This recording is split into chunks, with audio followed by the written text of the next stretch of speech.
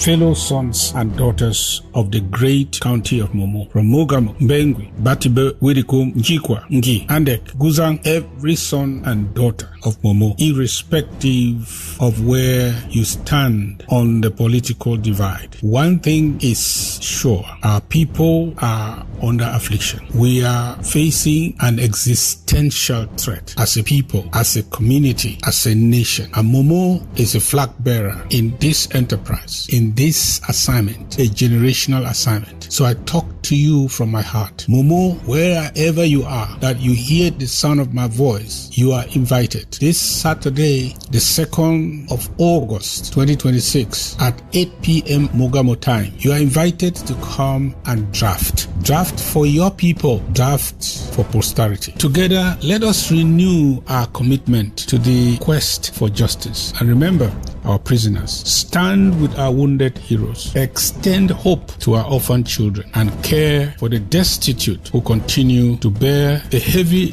burden of the struggle. At this point in time, we are at the verge of victory. All things are working together for our good. It is not the time to be a spectator and wish the runners to succeed. It's a time to fall in, and let's finish it together. We started it here. Let's finish it here. I'm inviting the sons and daughters of Momo and every patriotic Ambazonia, come and help the people of Momo. Let's take our communities back. Let's take our country back. We extend our sincere appreciation to everyone who has already supported the federal humanitarian exercise. Your generosity has brought hope to many families. May God richly bless you, the people of Momo.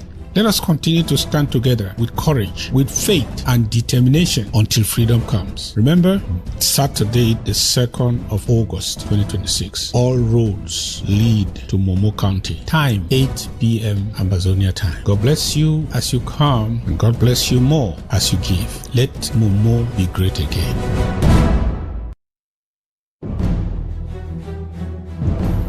Fellow sons and daughters of the great county of Momo, from Mogamo, Mbengwi, Batibe, Widikum, Njikwa, Ngi, Andek, Guzang, every son and daughter of Momo, irrespective of where you stand on the political divide. One thing is sure, our people are under affliction. We are facing an existential threat as a people, as a community, as a nation. And Momo is a flag bearer in this enterprise, in this assignment, a generation.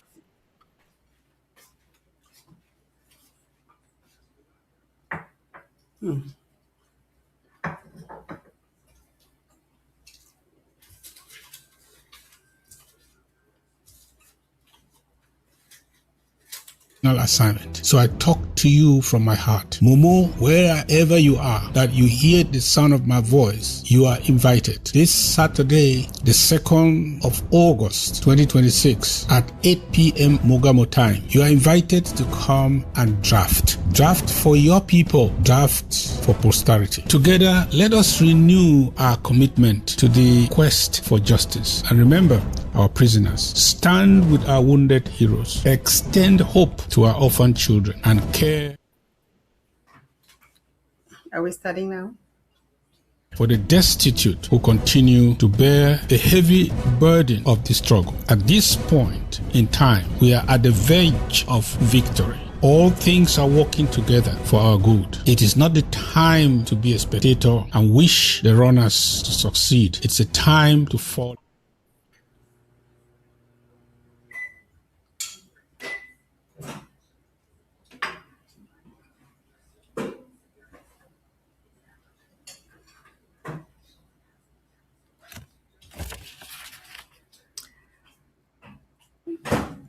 Welcome to the horizon, the voice of the Amba woman. Good evening. My name is Dr. Patience Abiedu. And as usual, I start the program by extending greetings to our fellow Ambazonians, Southern Cameroonians residing in La République du Cameroon, and to those in neighboring African countries, particularly Nigeria and Ghana. I also wish to salute our friends and families and fellow Ambazonians in the diaspora. Special salute always to our Ambazonia State Army for their passion, their resilience, their determination to stand for Ambazonia, to defend our people, to defend our territory. Welcome again to this program, this edition of The Horizon, the voice of the Amba woman. On today's program, we have one who is not a stranger to the program, Dr. Winnie Lobati. And I want to welcome her today. Before I let her say a word, we are going to be discussing a topic that has generated significant debate and interest over the years, which is Ambazonia and the future of self-determination, opportunities, challenges, and the path forward. Again, joining me is Dr. Winnie Lobati, one of our regulars on the program. She will share her insights on the historical context, the current realities, and the possible future scenarios. Thank you for being with us, Ma Winnie. Welcome. Thank you, Mape. Fellow viewers of The Horizon, I want to just thank you for letting us stream into your homes today, this evening, which is a privilege to be part of your family event this evening as you watch the show. And I thank everybody back at the home front, scattered all over the diaspora, and watching. I say welcome. Thank you for being here. And thank you, my patients, for having me. And for the host and team of ABC Amba TV network that are in the background that you don't see them. Thank you also for being faithful to help stream this for us. Thanks. Thank you so much. Yes, we do appreciate those working behind the scenes whenever the Horizon is on the air, and they do that for numerous programs on ABC, the voice of the Amba people.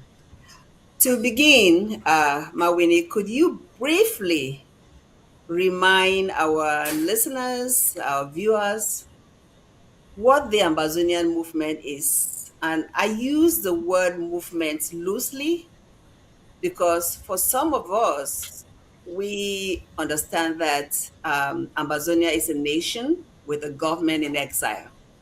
But just for discussion purposes, why has this movement become such an important issue for many people? Thank you, Mape. That's a very good way to put it, the Ambazonia movement. But I would like to even change it a bit. And so, what is the movement of the Southern Cameroons all about?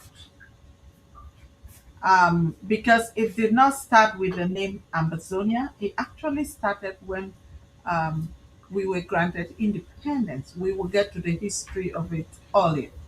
But the move to see that we actually get independence and self determination has really been rooted right before independence.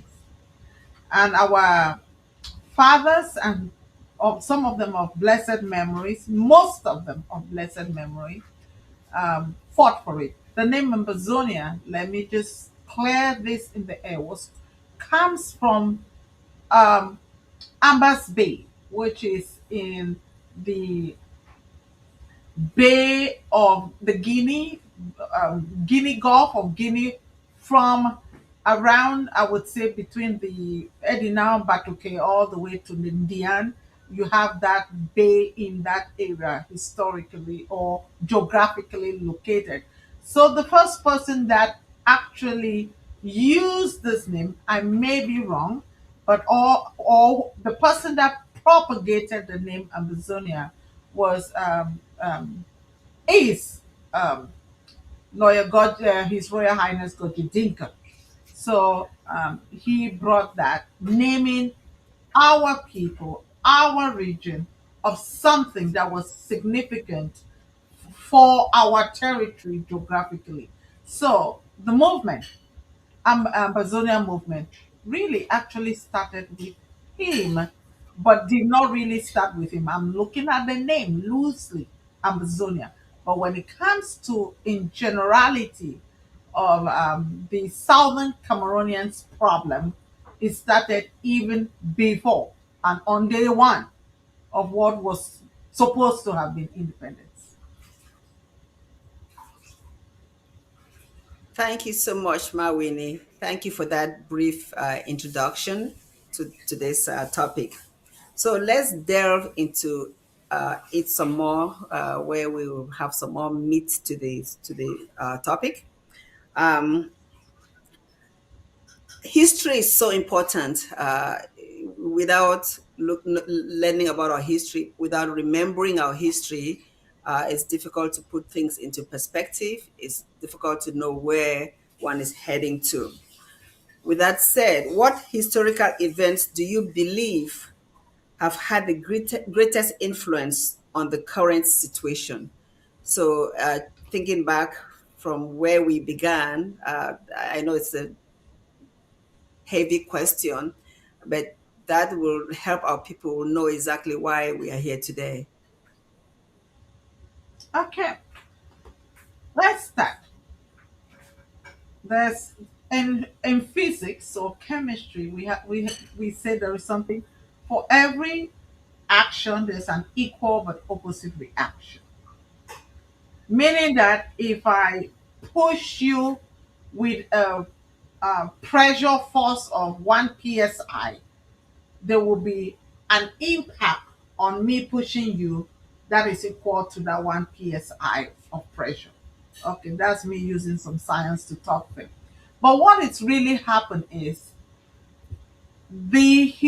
going back historically, if we look at what happened prior to our independence, all the back and forth, we were, of course, we were League of Nations, and then ended up as League of Nations, became the United Nations.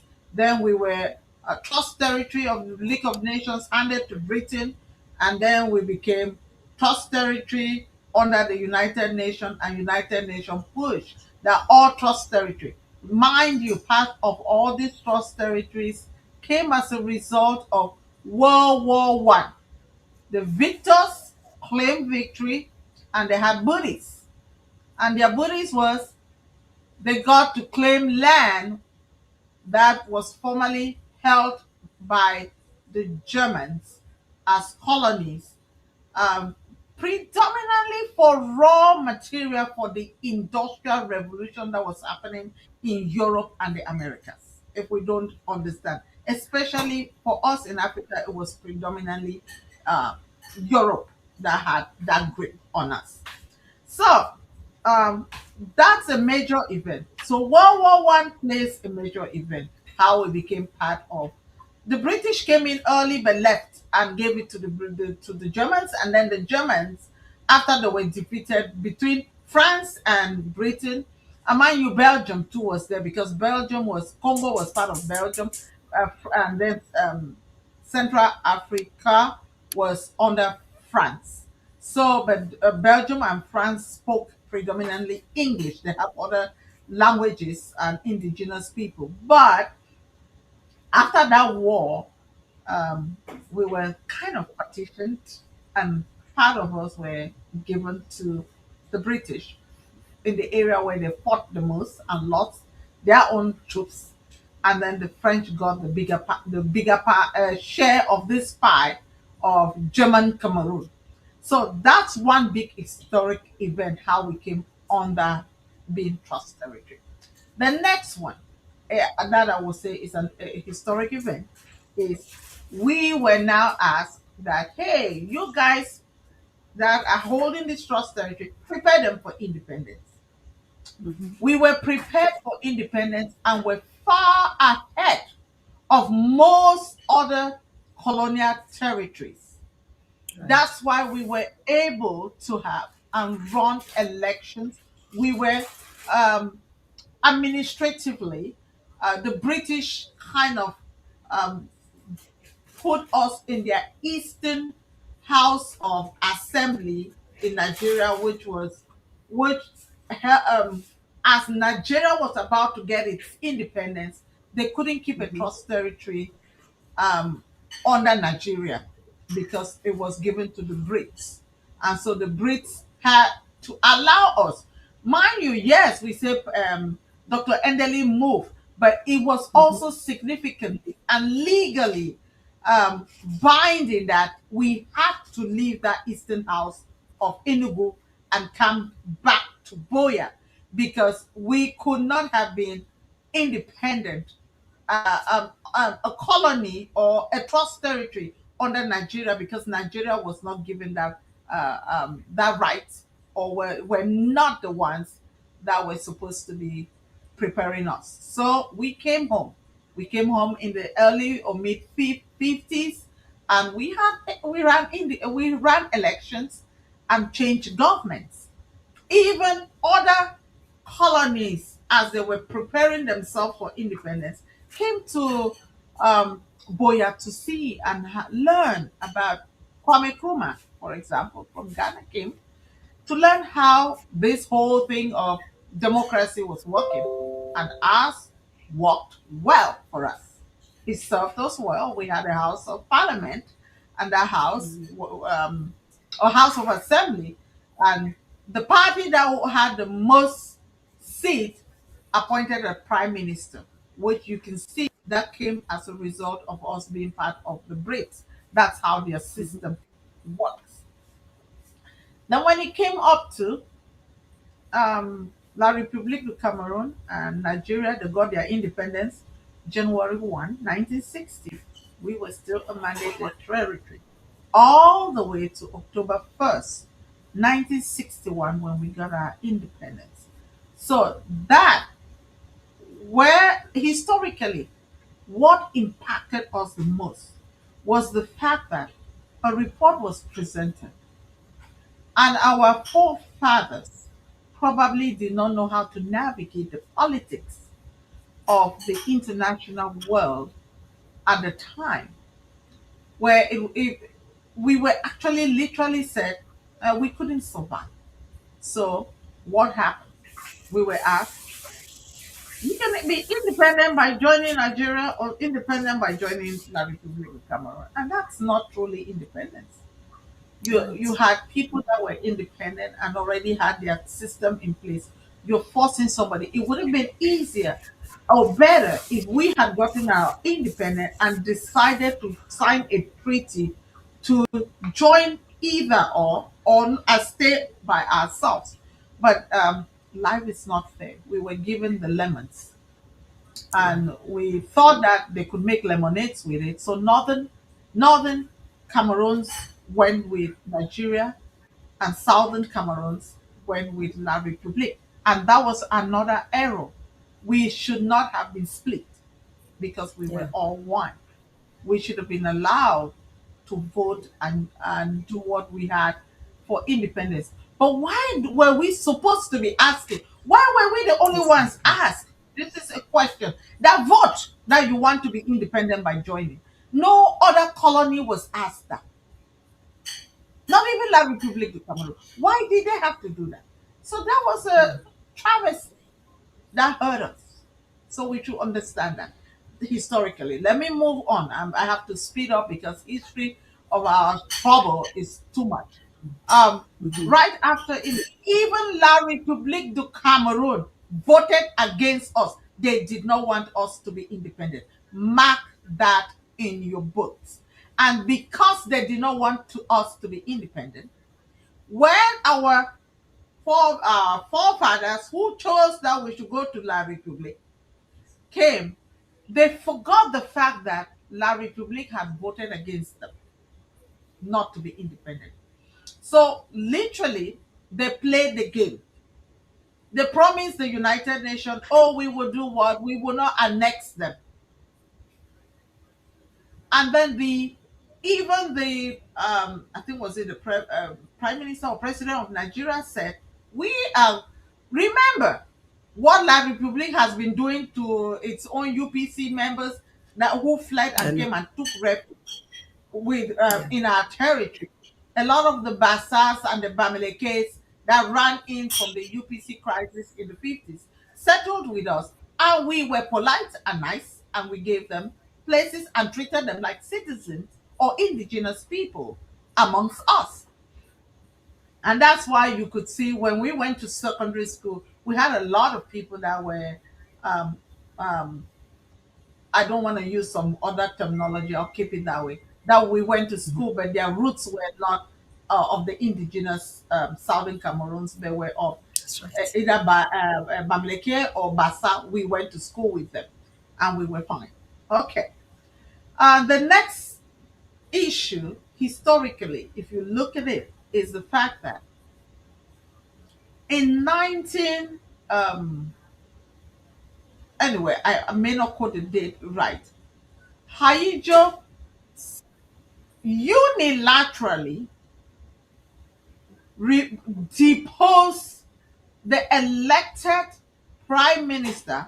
I use the word elected in quotes because the party that won the House of Assembly now voted for its prime minister because they had a majority in the House of Assembly. Haijo single-handedly deposed um, Gomdwa and single-handedly appointed Estimuna, Mona. which Estimuna now became the prime minister of West Cameroon then, as we were now called, and became also the speaker or the head of the parliament that existed, which was a travesty to our people. Then now we move to 1972. A fake referendum was done. Why do I call it? I put it fake in quotes because it was a referendum. I shouldn't call it.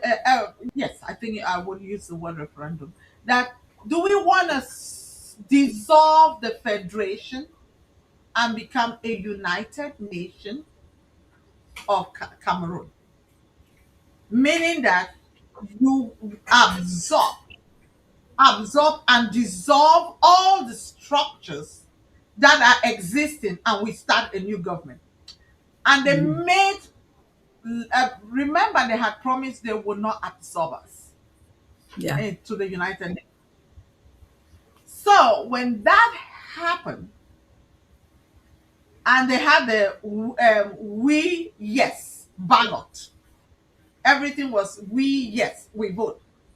When Haijo did that, Haijo literally, if they had to do something like that, it should have been only our people who joined them, and yet without a treaty of agreement, should have been the ones to be asked if we wanted that.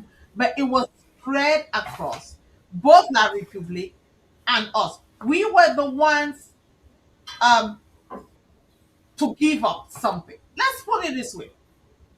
Even if they wanted to do that and involve the La Republique citizens, it would have been that we dissolve both their government and our government, and we come and start from scratch and form a new entity and a new government and vote and decide what type of government we wanted. But that was not the case. What they were literally doing was saying, let's eliminate the government and institutions and structure and patterns of Southern Cameroons and force them into and absorb them. That's what they really thought they were doing. And that is what they really did. And so to dilute their voices will make this become something whole national, everybody. And by so doing, we lost our institutions, we lost our system of government, And systematically, they started eroding even the court system, the education system. They started trying to patch it. Somebody had asked, why is it that we had most of our bilingual schools but on our side of the country?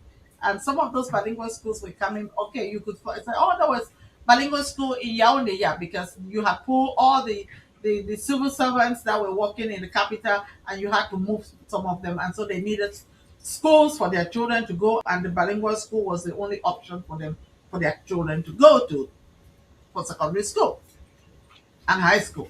Anyway, moving past 1972, which is where, for most La République and Ambazonians, if you don't know, May 1972, you heard that song, was the day we became united. No, that is the day Southern Cameroon was completely killed and put in a coffin as a Right. people, as a government. That was the day it was killed. Then we moved. And then they had this name called United Republic of Cameroon with two stars on the flag to showing that, okay, we were two and equal, so we came to be one. Together. Another fact. Came 1984, Biya as president unilaterally changed the name of that United Republic of Cameroon to La République du Cameroun, which was the name La République du Cameroun had as its independent name at the point of independence. So what had they literally done? They had now taken that coffin, put it on the ground, and buried it. And some people cried foul. Goji Dinka was one of them. He paid dearly for that. Yeah. There were many others. They paid dearly, going into jail and out, and some of them dying there. So that 1984 became another pivotal point.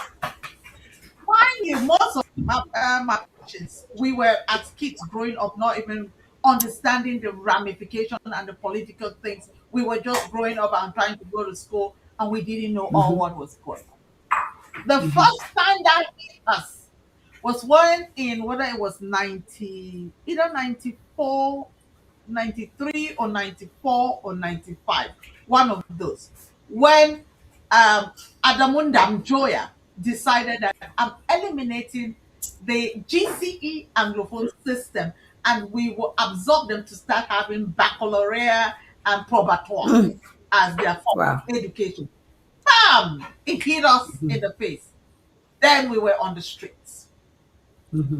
Say, no, this cannot happen. We love our education system. We're not going to change it for anything. And that was the first time of some awareness of trouble. But we did not know the gravity and what we had lost. Then fast forward, let's bring it to 1990. They formed SDF, because at that point they had folded all the political parties and formed what was called CNU.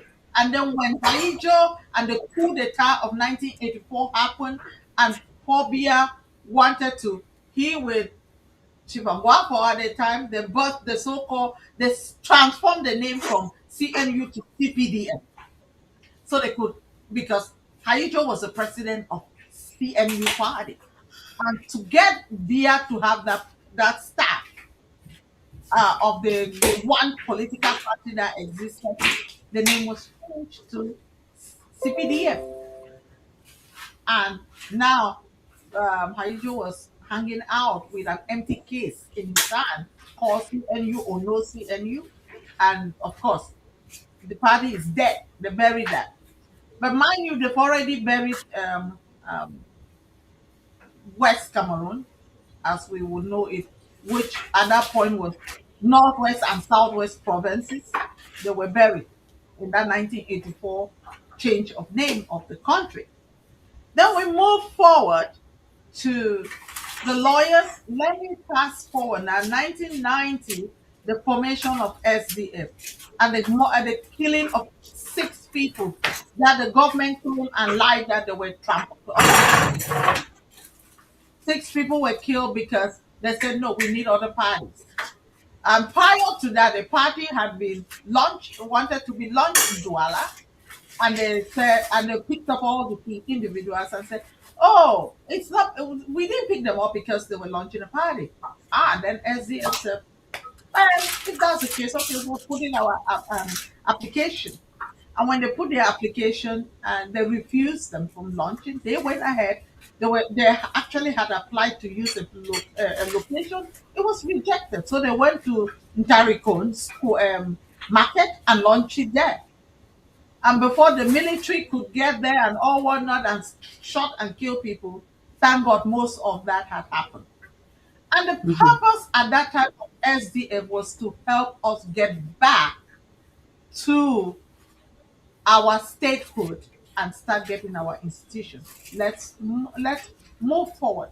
That did not happen. So we now had other subgroups within our Anglophone, as they called us. And mind you, I use the word Anglophone. We started having other subgroups within our system of Anglophones. Let me use the word Anglophone in quote. The SCAPO, the um, SCNC, and other smaller groups who wanted to fight the cause because they realized SDF was not carrying the baton to do what they wanted, was for us to get back our statehood and to get our, um, so we were able to be self-actualized and self-determined. Then we move beyond that. The lawyers come up in 2016. Let me fast forward. They had the All Anglophone 1, All Anglophone 2 conferences with threats and other things that was before 2016, where they said, if this doesn't happen by this date, we will do this and we will declare ourselves. Of course, yes, one person had declared us independent on Radio Boya, but that did not take effect Yes. because the commoners or the people on the ground like you and those of you listening, did not really know what it was all about and what was at stake and what we had lost. So that did not take, I think it was Chief Eyamba, if I am correct. I may be Yes, wrong, you're but right. somebody can fact check me. Um, You're right. but when that failed, then when they started changing that, when the legal system was constantly being eroded, the courts were being pushed with people who did not even understand the legal system of where and the people, or even the language of dealing with the people that were there in our own region of the Amazonian. Let me use Ambazonia now, so you know what area I'm talking about. It made it difficult and rough, and the lawyers just asked for a simple thing, an official translation from French into English that they call, whether it's Okada or Owada or whatever that was, as they were making new constitutional changes. And they were met with resistance after they had requested, and they went on the streets to demonstrate. And then the teachers joined them. And then at this time, most of our people were already angry because they were digging roads and just destroying personal property, and people were just, their properties were being destroyed. And then the coffin revolution joined them. The people now joined them.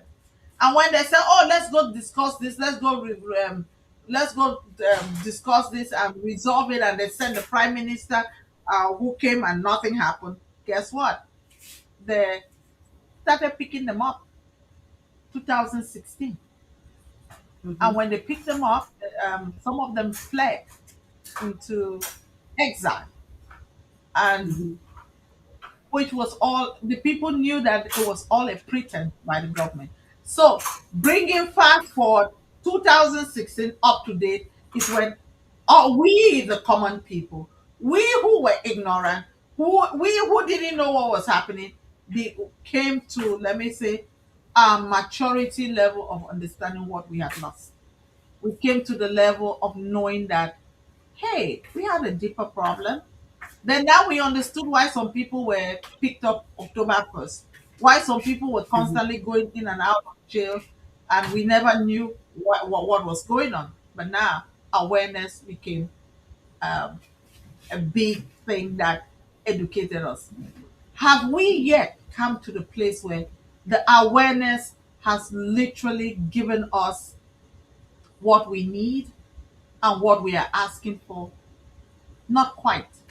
But the awareness has helped us to mount a resistance against a corrupt government that stole our statehood and that stole our ability and our institutions and kept us under bondage.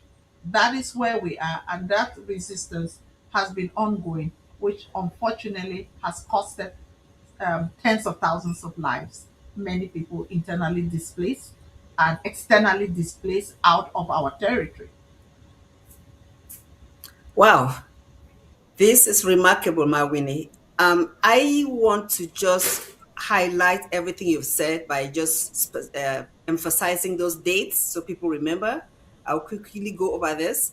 And then right after I finish, we're going to see a quick video of September 22nd, 2017, a very short clip. So I hope it's going to be ready right after I read what I'm reading. And what I'm reading is basically going over what you've said, but emphasizing the date so that people remember. So you talked about the colonial era from 1884 to 1916, where we were part of German Cameroon. Then from 1916, Cameroon partitioned by Britain and France after the war. 1922, we became a League of Nations mandate B territory, where Britain administered part of us with Nigeria and Southern Cameroon as part of administered as part of Southern Nigeria. 1946, we became a UN trust territory administered under Nigerian's eastern region. And then path to decolonization. And this, what you said, I always get so depressed, so upset that we were not given that option to just be our own nation. I don't really understand. They have had theories of why this happened, why we're supposed to be either Nigeria with Nigeria or French Cameroon. That is really the crux of why we are still suffering today because of that injustice. But 1954, Southern Cameroon gained quasi-federal autonomy from Nigeria and its own government in Boya with E.M. Endele as first premier. So we had this going on for us where we could govern ourselves. 1959, UN resolutions 1350 and 1352, UN orders two separate plebiscites for Northern and Southern Cameroons to join Nigeria or join Republic of Cameroon, independent French Cameroon, no option for full independence as separate state. You mentioned that already. Then February 11, 1961, the plebiscite day, Southern Cameroons votes to achieve independence by joining Republic of Cameroon. And that's another story that is so upsetting too, while Northern Cameroons votes to join Nigeria. Then reunification and federation. They use the word reunification, which is really a wrong term because we are not really united before. July 16th, 2021, 1961, the Fumban Constitution Conference, leaders of Southern Cameroons, John Gufoncha and the Republic of Cameroon, Amadou Ahidjo, negotiate terms of union for Southern Cameroons. But again, we know that there was no treaty signed till today. October 1st, 1961, the end of British rule, the former becomes the Federal Republic of Cameroon. So that October 1st, we became a federal republic with La République de Cameroon. Then after that, the erosion of the autonomy, 1966, Ahidjo forces all parties into single party. Remember, we had numerous parties before 1966. So Ahidjo now comes up with the Cameroon National Union, CNU, and ended multi-party leaderships in the region. May 20, 1972, you mentioned the referendum that abolishes the federation, unilaterally done by Ahidjo, and the Federal Republic becomes now the United Republic of Cameroon. Then August 22nd, 1983, Southern Cameroon, West Cameroon, divided into Northwest and Southwest provinces. That's when the divide began, divide and rule, where you have Northwest and Southwest. Before we were just West Cameroon, now it became Northwest and Southwest. And that has created so much divide in us till today. And then now the Anglophone awakening, because now they were using the word Anglophone more than Ambazonia, but now we know we are Ambazonians, no longer Anglophones. 1990, return of multi-party politics. Anglophone publishes grievances. John Frundi becomes SDF leader. The Southern Cameroon's National Council, SCNC, was also formed. And they demanded restoration of federation or independence. So let's think back. 1990, we're already asking for us to go back to the federation or independence. So when I'll pause here for a minute, Winnie. The sad thing is that those of us who were young at that time, we are now getting older. We know this history. But the majority of youth now were born only when Biya was president. They have not embraced this history. They don't have that passion that we have.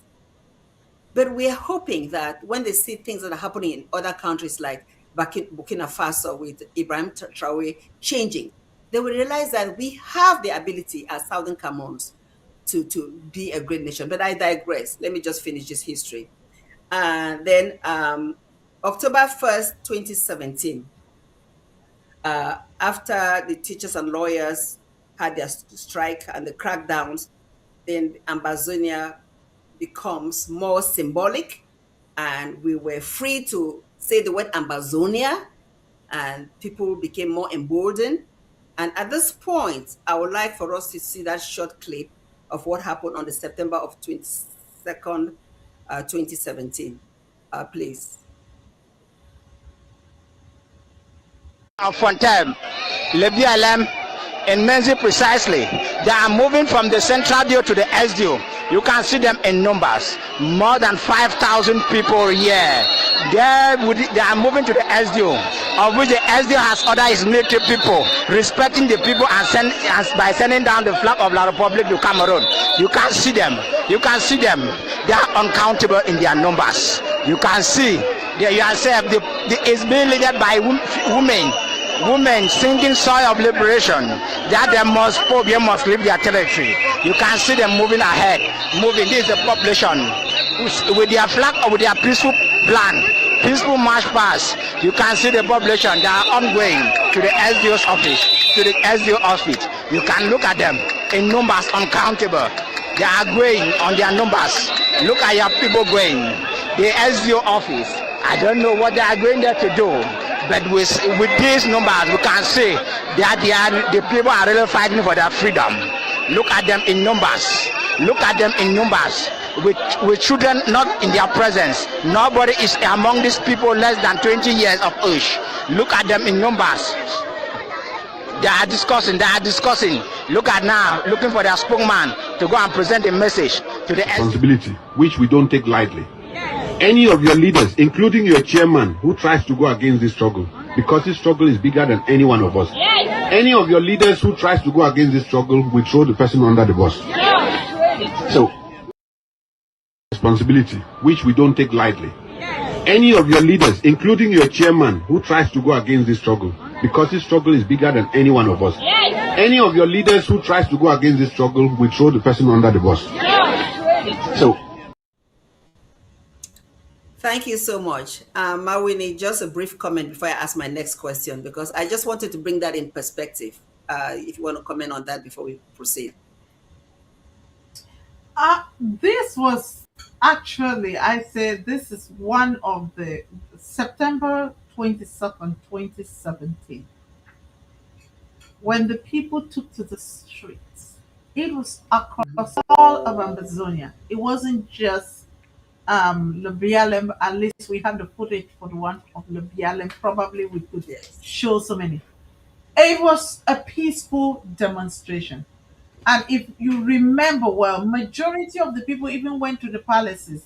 Before then, they had clean places. They had done some things, but they went there with with the one demand of, okay, at this point, if you really look at it, my patients, they had not even been asking that we want to completely. They wanted to return to, some of them. Majority of the people were still thinking of returning to federation. That's true. That's Including where me. most of the people were at that point still looking at that we could return to what we had before Haijo played the mafia and then got us Yeah. absorbed. Yeah. But when I would say this, when the killing, that was the first spree of killing. Then October 1st also came when they went now to celebrate their independence, because mind you, the people are now educated, at least to some level, to say, oh, we were not independent in May 20th. Oh, by the way, we got independence after La République du Cameroon, and ours was October 1st. There was January 1st of January. 1960. So, guess what? Now we're going to celebrate our independence. We're going to embrace our history. Our people are people that like their culture, like their heritage. And so they wanted to celebrate. And of course, they were sprayed. Many were killed again, and many were locked up. They were picked up and locked Yeah. up. But at this point, many people were not even looking at saying, okay, outright independence. It was, let's return to the federated state. You know, since we're still on here, there's another short clip because I think when we proceed, I may not have the opportunity to play that clip again. Let's just get it out of the way right now. The clip of the pastor I just want to use pastor as a symbol for it, for them to play it. But we know who is on that clip. If that is available, let's listen to it now. If not, I've tried to analyze the various options and the various opinions, And if you're asking my personal opinion to keep Cameroon one must be divisible. Because it's a cliche that Cameroon is one and indivisible, because it's not true. Culturally, we are divisible. Language-wise, we are divisible. The law-wise, we have inherited that. So anybody who says Cameroon is one and indivisible is a fallacy. And so we would have to handle that issue very squarely and objectively. And that's what I call the truth. The truth must prevail. There is no doubt that there are people of both sides, that cherish their heritage.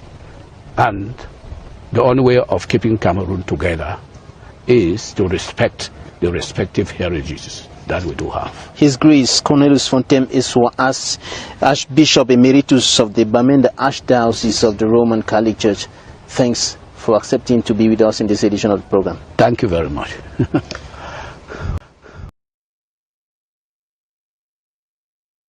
So that was Bishop Eswer. Thank you, and he just told us exactly what we are saying, that it is what it is. Cameroon has to be divisible, and to be divisible, to have La République du Cameroon and Ambazonia. Winnie, your comment, and then I'll go to my next question. It's amazing how when people are initially confronted with the truth, they stand for that truth and they speak it. But when they start, I'm not saying Bishop Eswa is corrupted, mind you. But when they linger, when things linger and pain ensue, because things have lingered and people become tired and weary, which is what La République is counting on, then they want to give up truth. You can see, remember after what happened, there was a letter of bishops wrote a letter Oh, yes. to the government, Yes. and they Yes. stated clearly those points and the issues that were causing the problems, and they stated the grievances of the people. But I was so amazed that at that early stage, you could hear the writings, even the clergies talking about the injustices that have been happening. But today, we've had another group of clergies who are peddling backwards because why? They are on the table feasting with the oppressor, and they can, in their feasting with the oppressor, they look for what they can gain for their moment and not what is long term for the people. Yeah. It's sad. If we can look for what long term benefits the people, it is helpful. But if you only look for what can benefit only you in the moment, then you forfeit your inheritance for a few maybe candies that they will give you now, while you can have the candy factory as yours. Somebody gives you three, Yeah. 4 candy or 1 packet candy, or do you want a full candy factory and make the candy and have millions of candies every day for everybody? That's where we are. Yeah, unfortunately, they really lack the integrity to stand for justice and truth. That's just the bottom line. They lack that integrity. My next question, which is some question that brings hope to the people. So supporters of self-determination often speak about governance. What opportunities do they believe complete autonomy or a recognized independence could provide for us Ambazonians? Okay. Let's really be factual. Good governance can only happen when you have strong institutions and you have a way of implementing upholding a constitution and sustaining those um, institutions, and there is law, order, justice. Let's put it that way, because let's be factual. There are institutions in La République de Cameroon. Whether they uphold their constitution or whether there are consequences for people, so ethics took place into this, it's another story. You can say they have it, so why do we have to go get another one? All right. As Southern Cameroonians, we had institutions and it worked for us. We know what we had that worked for us. We know what the people have been coerced and subjugated to, and it's not working. I'll give you an example. It was We were able to conduct elections, and in conducting those elections, there was transition of power because the rules were there, and we obeyed, and the people knew that these are the rules, and we obeyed the rules. And they gave the winner, the rightful winner, the platform. I can categorically say this. Since 1992, Mr. Biya has never won a presidential election. Somebody is going to say, but their electoral college or their electoral whatever elector has always declared him winner.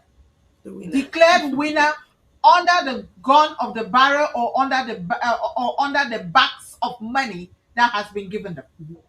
They're either weighted down with bags of money to declare him a winner, or they are being pointed, gone, that you don't do that, you will go to Kondengi or Chori or wherever. So,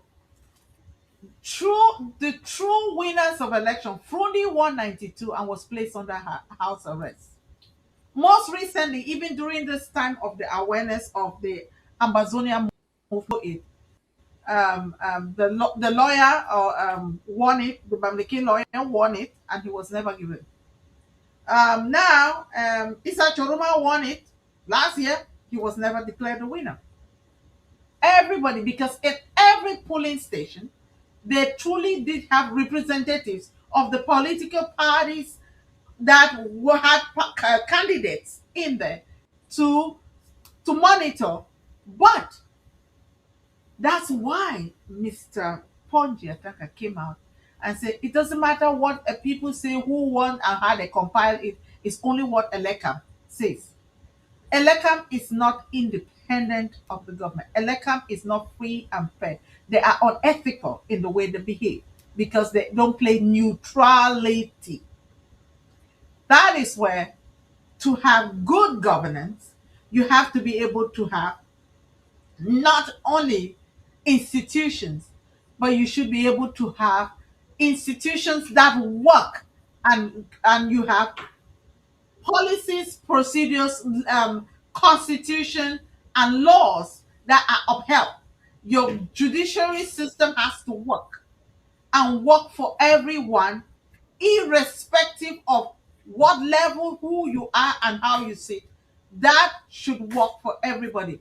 It doesn't matter if you are a mama in the village who your rights, your human rights were violated. You should be able to have fairness in the court system as somebody who sits in an office, be it a president or a parliamentarian or a speaker or a minister or whatever you call them in that position of government. You should be able to have similar, if your cases are put in the court and be judged and prosecuted appropriately. You should not be held because you are poor and asked to bring money so that they can release you on bail, and then they let the others get away with stuff. So if you do not have a strong judiciary system and means of enforcing that which is already on the books, it makes it a little bit difficult for you to have good ethical behavior, professional behavior, or policies and procedures that are written, or laws that are written, or even the constitution. It will all outright be trampled. And so you're dealing with anarchy. You're dealing with people that don't care. They only have names for institutions for international reasons to say, hey, we are also playing and we are paying fair. That's why we have this, we have that, we have this, we have that, but they do not abide by those. That's unfortunate. But so can Ambazonia, let me even go further.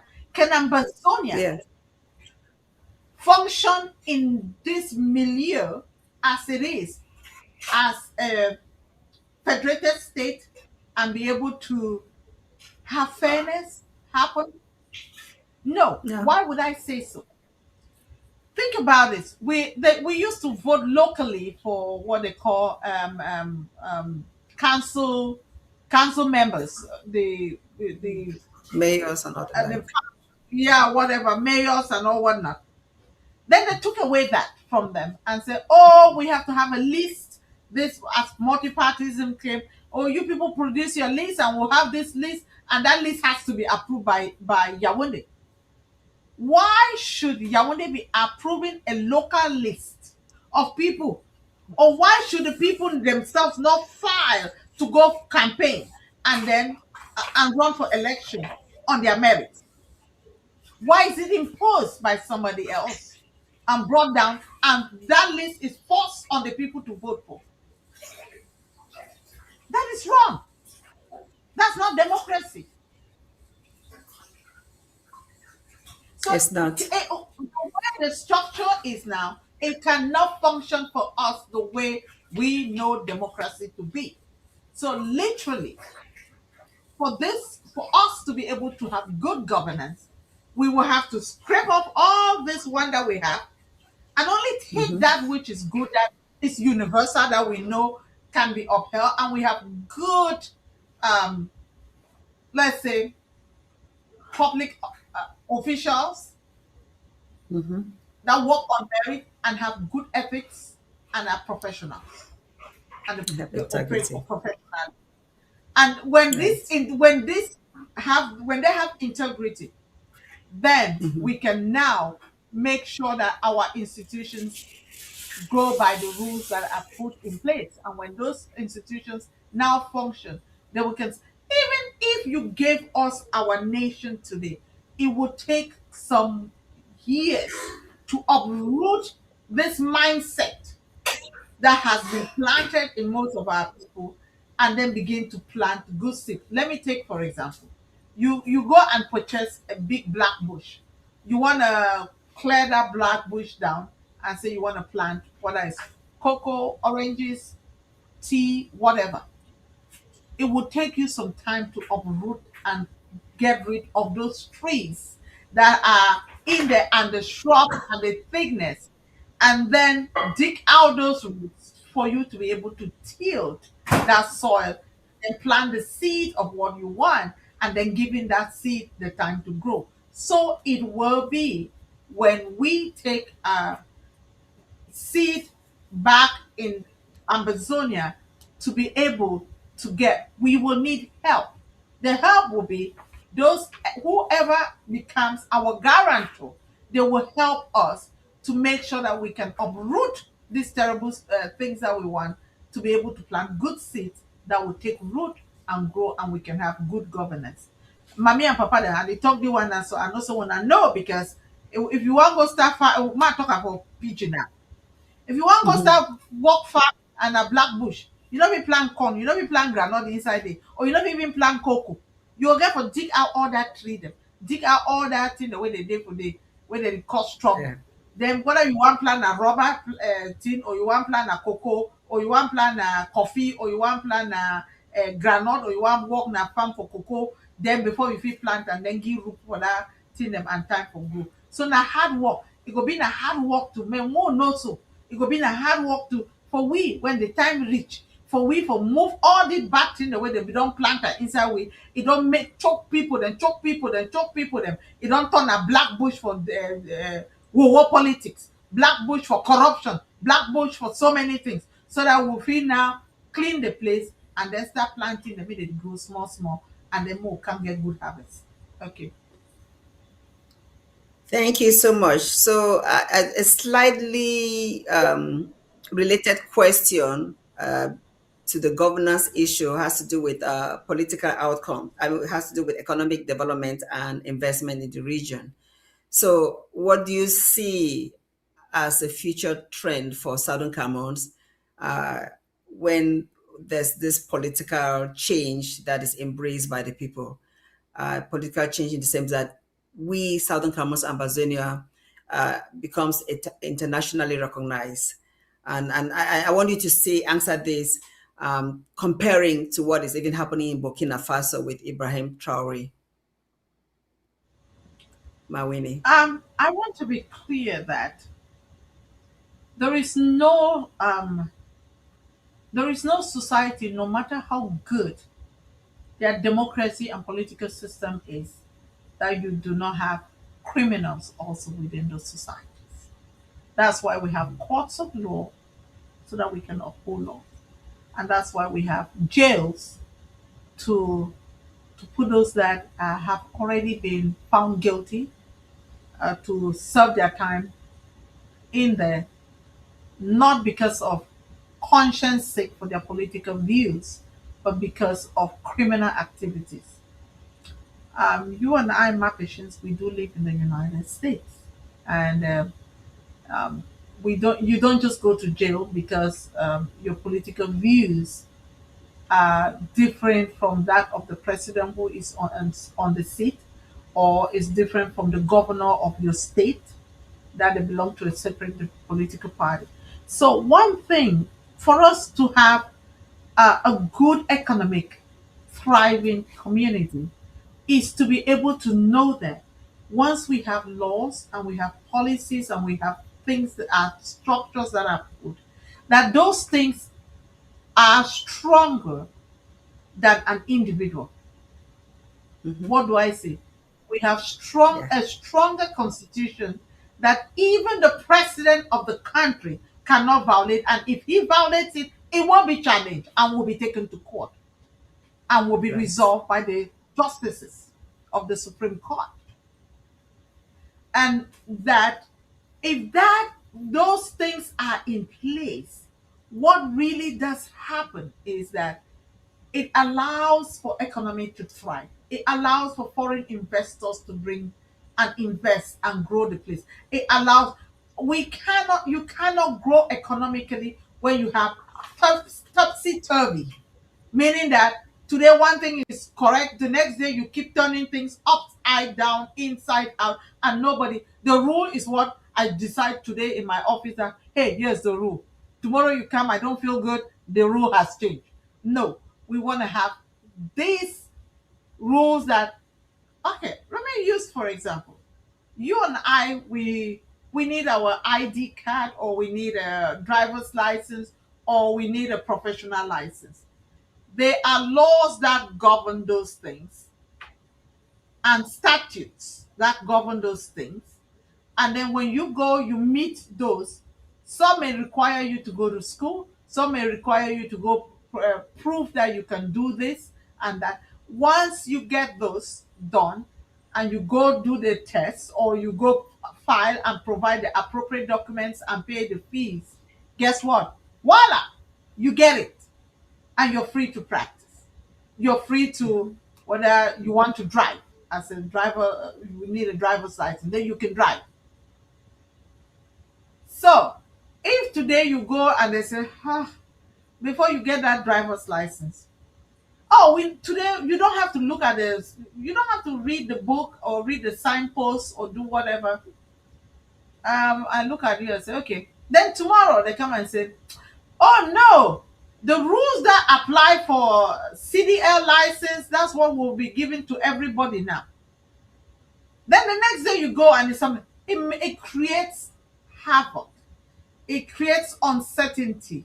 People are not so sure that the next time they can do investment, it's a safe investment. So President Chori in Burkina Faso, he is bringing his nation that was formerly a French, um, let me call it, Lassie government, that was there. He's trying to change things to bring it to the people and make good governance. Mind you, some of the laws that these people have, if you read them just by itself, they are good. But implementation, zero. And when implementation is failing, then what you do is then everybody is doing what they want and how they want and how they go about it. So that creates instability and uncertainty, and you're not so sure that if I have my business here today, or if I come and invest heavy into infrastructure to drill oil or to process gas or to have a large farm that I want to employ people to put a factory that I will not be because of political instability be shut down. Would that be a wise investment? People think about all those things. Okay. Yep. Thank you so much. So I have a couple more questions before we end the program. So we know this the current situation, the war that started in 2017. It's been almost 10 years. What role should peace building and reconciliation play in shaping the future, if at all possible? Because Um, we always hear Mawini, because we always hear the phrase, our people that they suffer, our people that they suffer. So I have to ask that question to know that we understand that people are suffering. I feel for our people suffering.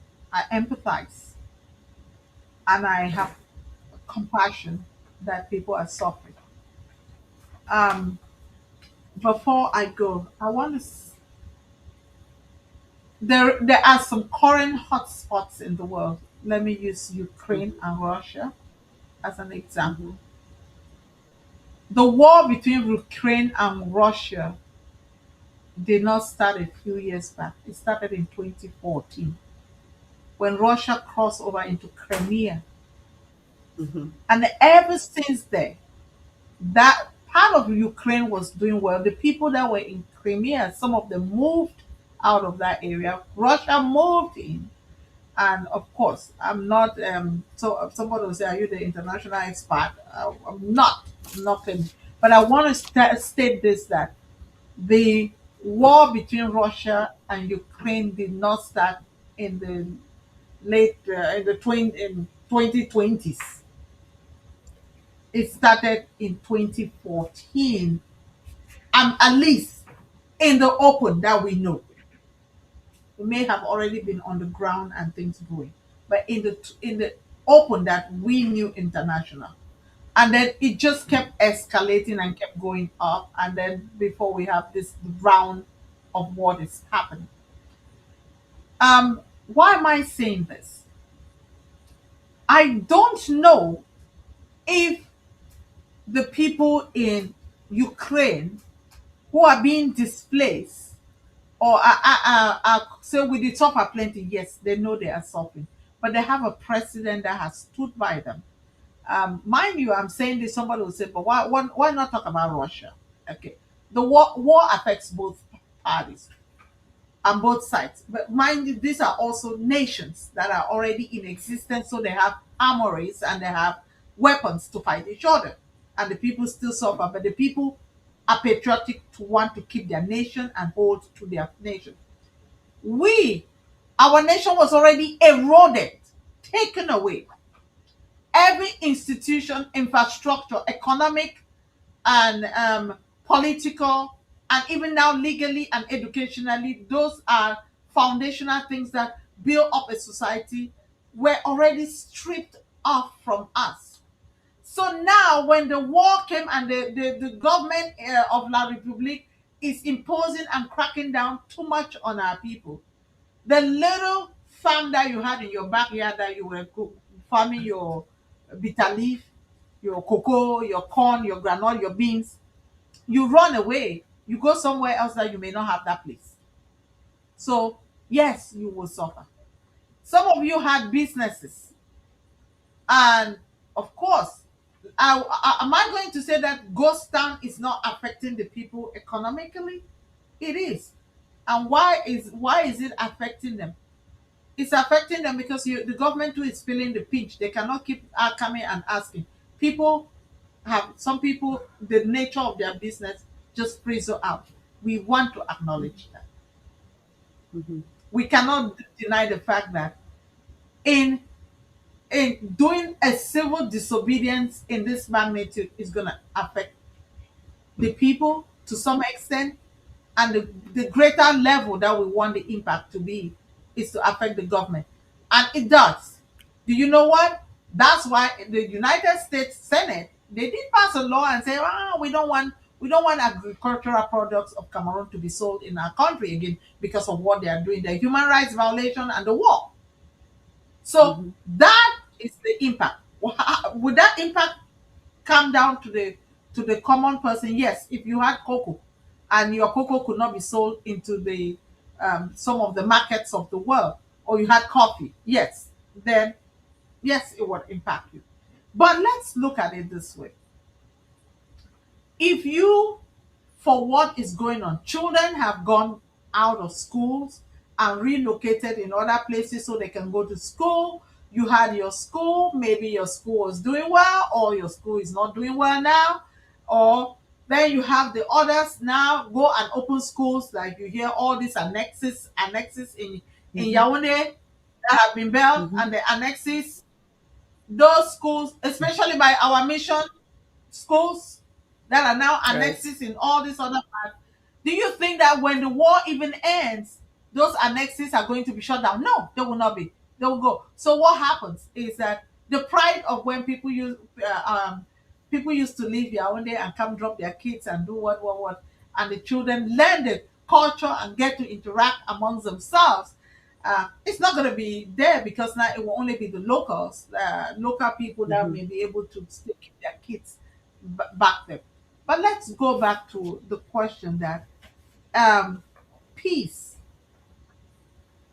Do you think just talking about peace, we can talk about peace, but every time you have war, for war to end, there has to be a table of some negotiation to let peace reign and give peace a chance so that the people can thrive.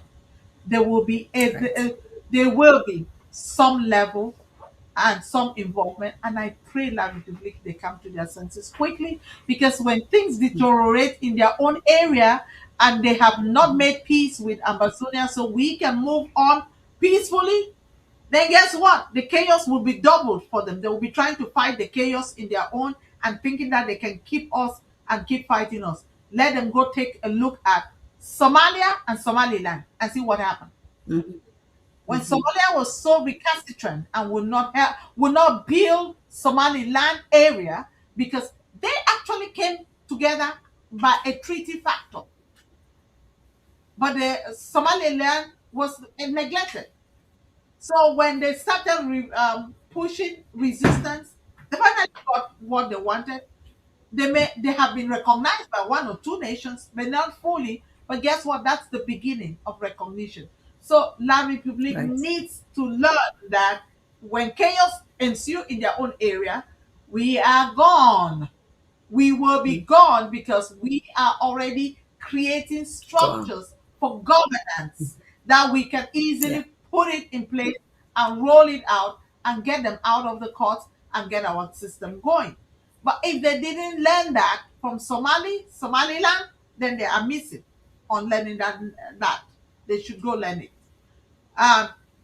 We talk about that Eritrea, Ethiopia. Before they also had their own issues. Before what we see today as nations emerging, some peace negotiation or some treaties or some things had to be signed for them to go their way. So let's know that at some point in time, we either go our way like Somaliland went, or we will be going and solving the problem like Eritrea and Ethiopia did theirs. But the sooner we do it, then each nation now can focus on building its nation and its economy and the others, and then we both thrive and become good neighbors. Thank you so much, Winnie. I have two important questions to ask, but I'm looking at the time. I'm going to ask you, I just hope you can answer them quickly. The first one, which probably will be shorter, is what role, if any, should regional and international organizations play in supporting any peaceful resolution? We do not live in a world of isolation. We are Ambazonia carved out we have a territory, we have people, and we can live in that space, and we want our government. But we cannot live in isolation. Why do I say that? I say that because we will need people as neighbors, as friends, and as guarantors to help us rebuild our nation. I hear there are streets being tarred in our region now. It's an appeasement thing that is being done to appease the people to say, oh, yes, you see, French came and did constructed our roads. And so we are now fine. It's an appeasement. I don't want to give too many examples. Like a child is crying and then they try to give them a pacifier. So this is the pacifier to keep the child from crying. Why did we not have roads more than 60 years ago? Why did we not have all this? Because our people would have just been farming and carrying their things on good roads. We did have some roads, but when those roads came down, not from West Cameroon era, or nothing was repaired. So we'll say about that, we need the international community to help. Sometimes they may arbitrate between some of the things that are going between us and our neighbors, and they may help facilitate, and we need friends. Let's come to the other issue. There were two things you talked about. What was the second one before I missed? Regional and role. international organizations, the role. Yeah. Regional. Regional. When we talk region, we talk about the region of Africa as a bigger continent, and then the region as where we are with the neighbors that are within our region of the Gulf and West Africa. We need them because they help to guarantee that there's stability and not let an aggressor use their territory to destroy the other one. So when we come to peace, we will need all of them. Yes. Thank you so much. And then this is a question that it's really dear to my heart because we are getting older, and the future really has to be embraced by the young people to do something. So young people represent a large share of the population in Cameroon. When I look at statistics, it says that combined youth from 0 to 24 years is about 62% of the population. That's just significant. So what role can they play in shaping the future of Ambazonia?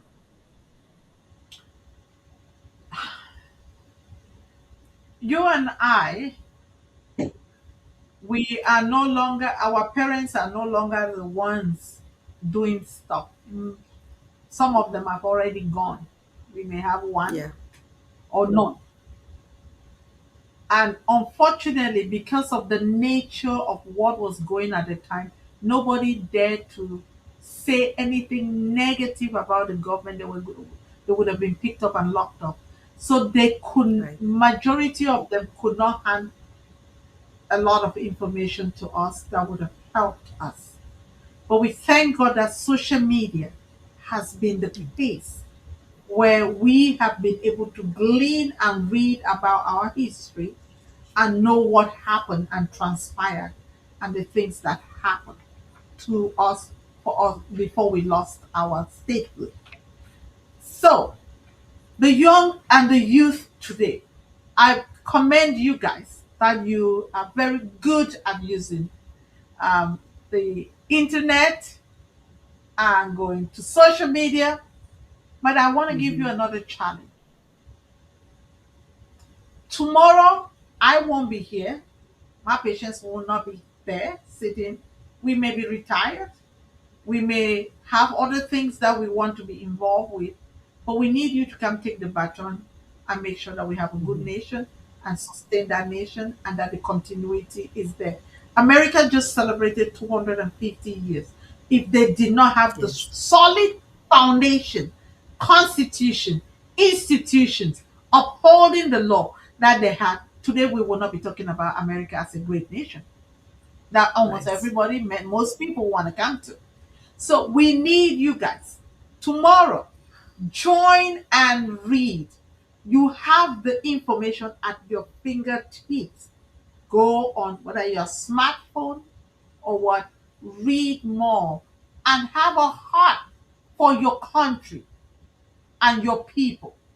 Once you have that heart and passion for them, you will be driven to know more about them. You may even boil it down from national and go down to regional and then go down to your county and then go down to even your LGA and then go down to your tribe and then to your clan. And you can now begin to learn and glean and know what has happened. We will only flourish if what we learned in the past helps us to improve the now and our future. If we don't know what has happened in the past, we are bound to make the same mistakes and then not even uphold the things that were good. So I really applaud you, the youth. This is not ours to keep, it is ours to pass to the next generation. We can't keep it. We can't keep it because for two reasons. Life brevity is not. None of us is probably, we don't think we're living 120 years. None of us, I've rarely seen people live 120 years. By the time majority of people hit 80, many of them, their brains are not working as fast and as good as it used to. So we need others to have this information, continue with it, and pass it on to the next generation. It's like a chain. The link goes from one generation to another, Next. or it's like a relay button. We pass it from one to the other for us to remain strong, and so that 100 years, 200 years from now, we can celebrate and say that Ambazonians embraced the movement, they fought for it, they stood their ground, and today we have this nation because of those who watered it with their bravery, with their blood, and with their finances, and with their time, and they believed in the cause, and it has stood the test of time. And today we can celebrate this because we had it and we had people. So did it happen when America had its independence from Britain. Right.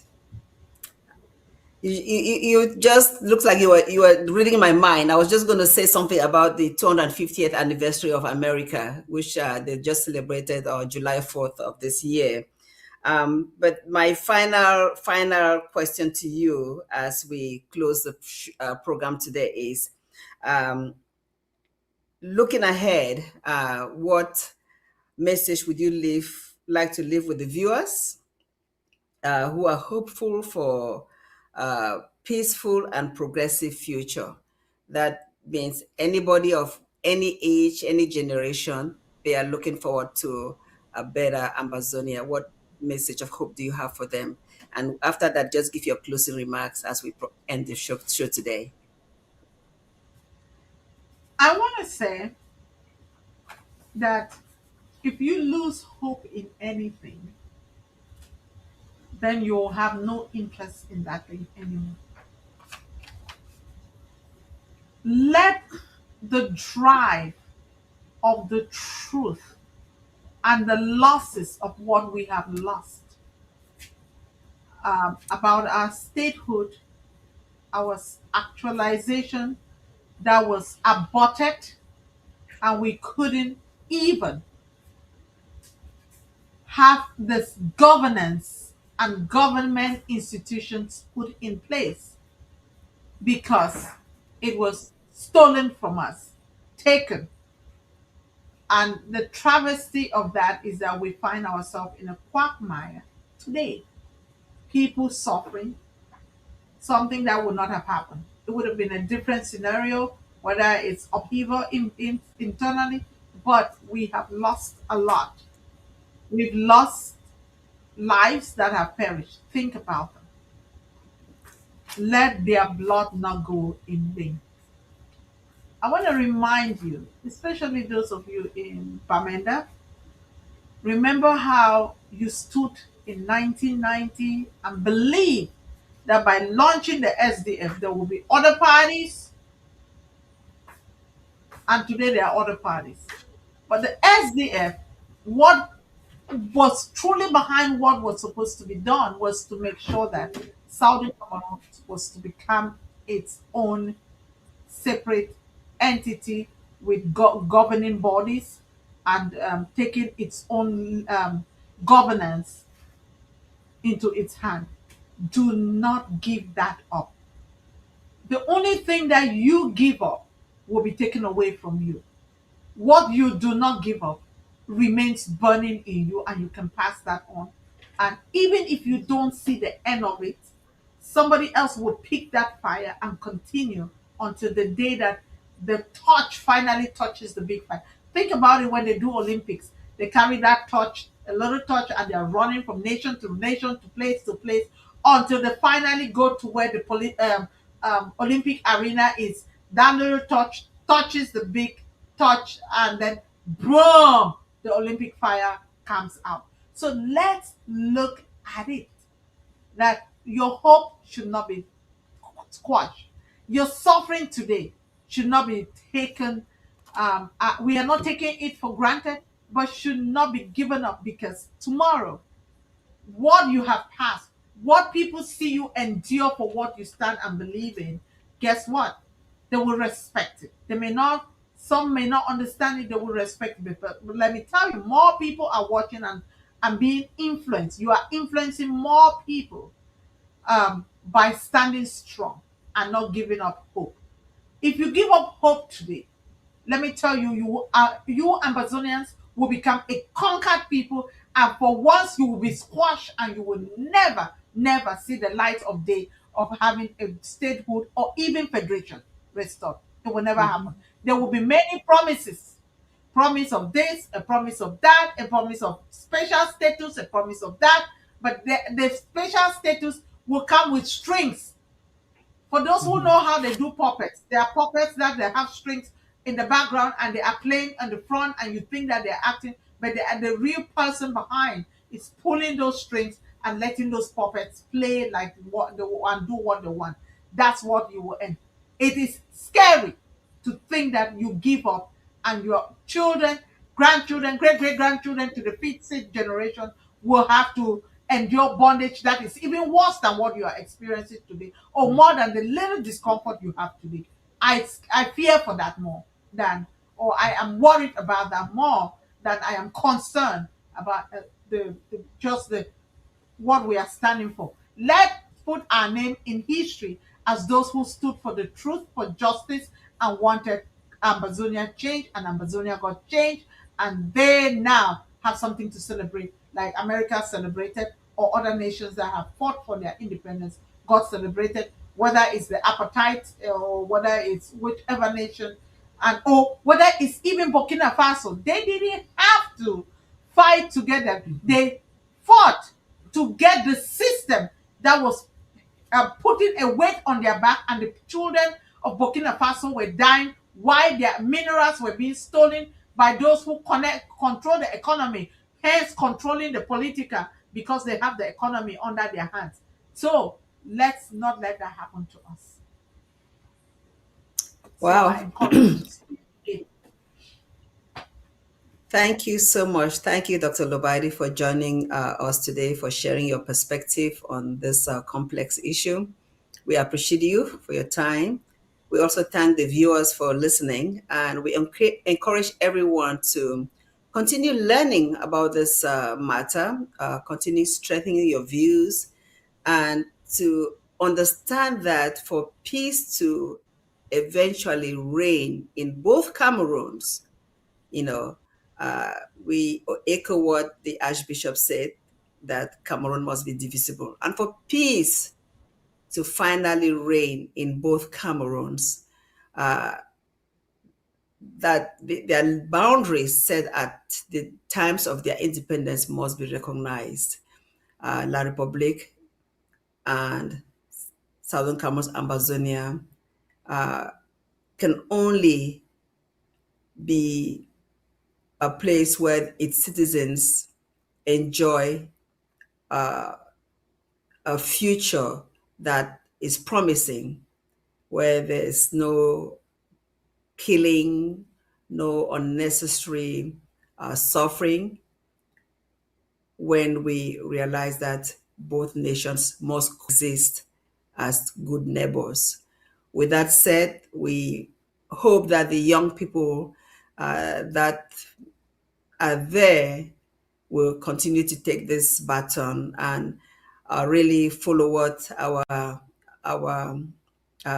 guest speaker today, Dr. Winnie, has recommended. And for that to happen, they have to really be emboldened, and they have to study hard. They have to live with integrity and learn the history to know that for that future to be brighter, they have to conquer all the demons that exist on their path. Thank you for those producing our program today. We appreciate you.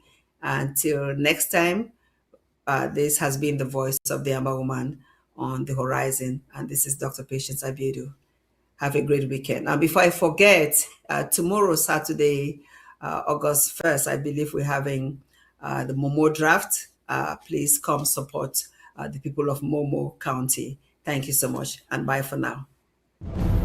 fellow sons and daughters of the great county of Momo, from Mogamo, Mbengwi, Batibe, Widikum, Njikwa, Ngi, Andek, Guzang, every son and daughter of Momo, irrespective of where you stand on the political divide. One thing is sure, our people are under affliction. We are facing an existential threat as a people, as a community, as a nation. And Momo is a flag bearer in this enterprise, in this assignment, a generational assignment. So I talk to you from my heart. Momo, wherever you are, that you hear the sound of my voice, you are invited. This Saturday, the 2nd of August, 2026, at 8 p.m. Mogamo time, you are invited to come and draft. Draft for your people, draft for posterity. Together, let us renew our commitment to the quest for justice. And remember our prisoners. Stand with our wounded heroes. Extend hope to our orphan children and care for the destitute who continue to bear the heavy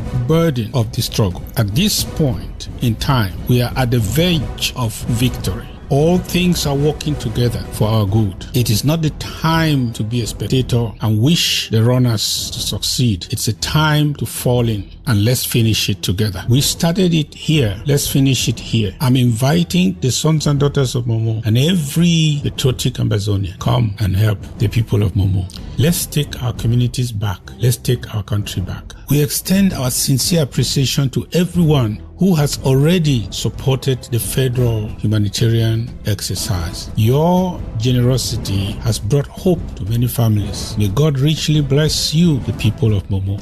Let us continue to stand together with courage, with faith and determination until freedom comes. Remember, Saturday, the 2nd of August, 2026. All roads lead to Momo County. Time, 8 p.m. Ambazonia time. God bless you as you come, and God bless you more as you give. Let Momo be great again.